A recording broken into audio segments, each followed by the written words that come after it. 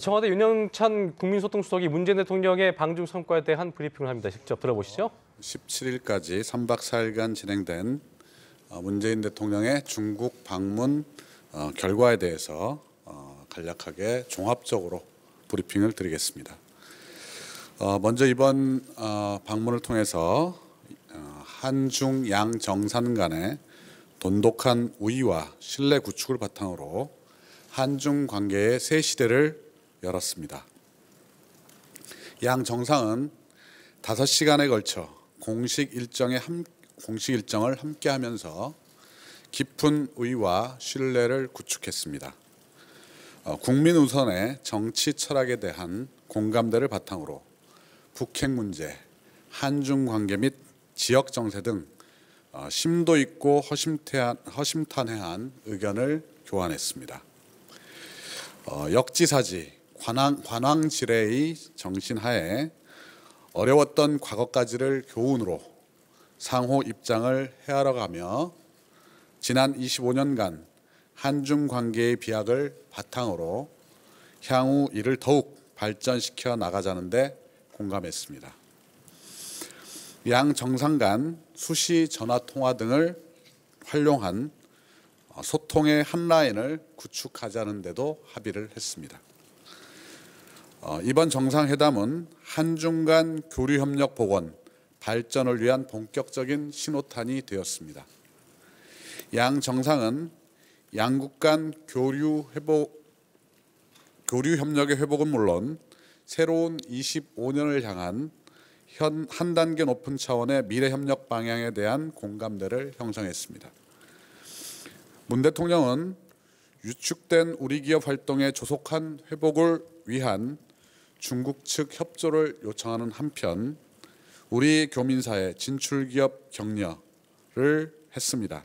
특히 북경과 충칭에서 교민 간담회를 갖고 우리 기업과 교민들의 활동, 경제 활동에 대한 관심과 애정을 표현했습니다. 또 양국 간 위축되었던 교류 협력 체계 복원에 합의하고 실질 분야 강화, 발전을 위한 3대 원칙의 공감대를 형성했습니다. 한중 경제장관 회의 등 77개 국장급 이상 정부 부처 간 협의 채널의 전면 재가동, 한중 산업협력단지 조성, 한중 FTA 서비스 투자 후속 협상 개시 등을 통한 경제협력의 제도적 기반 강화에 합의했습니다. 양국 간 유사한 국가비전, 성장 전략의 교집합을 토대로 양국 국민들이 체감할 수 있는 실질 협력을 추진하고 미래 성장 동력을 함께 마련하는 데도 합의했습니다. 또 미세먼지 저감 등 환경, 보건, 교육, 과학, 에너지, 지방정부 협력과 빅데이터, 인공지능, 5G, 드론, 전기차 등 4차 산업혁명에 있어서도 협력을 하기로 합의했습니다. 우리 신북방, 신남방 정책과 중국의 1대1로 구상 간의 연계를 통해 양국 기업의 제3국 공동 진출, 슈퍼그리드 등 영내 거점 협력 사업 적극 추진에도 또한 합의했습니다.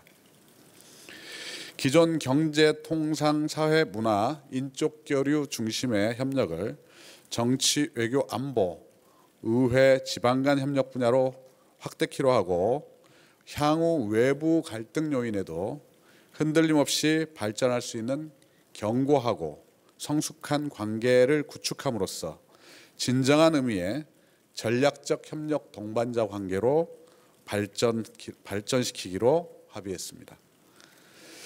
사드 관련 우리의 원칙적 입장을 견지한 결과 세 번의 정상회담 중 사드와 관련된 발언이 가장 간략하게 언급이 됐고 또 미래지향적인 기조를 견지하자는 데도 의견이 일치했습니다. 시 주석은 13일 발표 수준에서 중국 측 입장을 간략히 설명했습니다. 세 번째로 한반도 동북아의 평화 및 공동 번영의 기반을 구축했습니다. 11월 1일 대통령 시정 연설에서 제시한 5개 원칙에 입각한 한반도 평화 및 공동 번영 실현을 위한 우리의 외교적 기반을 공고화했습니다. 한반도 문제 관련 한중 간 공통의 입장을 재확인했습니다. 특히 한반도에서의 전쟁 절대 용납 불가, 한반도의 비핵화 원칙 확고히 견지, 북한 비핵화 포함 모든 문제는 대화 협상을 통해 평화적으로 해결, 남북 관계 개선은 궁극적으로 한반도 문제 해결에 기여한다는 4개의 원칙에 합의했습니다. 남북 문제의 주도적 해결 등 우리 한반도 정책 관련 중국 측 지지를 재확인했습니다. 또 북한 도발의 억지 대응 및 제재 압박 지속을 통한 북한의 대화로의 견인을 포함해 북핵 문제 해결을 위한 중국의 보다 중요한 역할을 요청했습니다. 특히 중국 측의 안보리 결의 이행 노력을 평가하고 향후 지속적인 철저한 이행의 필요성도 강조했습니다. 다양한 고위급 전략 대화를 통한 한중 간 한반도 문제 관련 전략적 소통 강화에도 합의했습니다. 기존 외교 국방장관 및 안보실장 간 소통을 포함해 고위급 레벨의 대화 창구를 지속적으로 강화하기로 했습니다.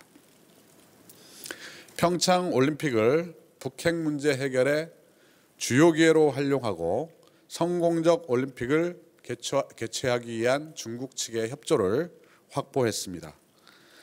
평창 올림픽까지 한반도 상황의 안정적 관리뿐만 아니라 대화에 대한 기대감을 기초로 북핵 문제 해결의 중요한 기회로 삼기 위한 중국의 적극적 역할을 당부했습니다.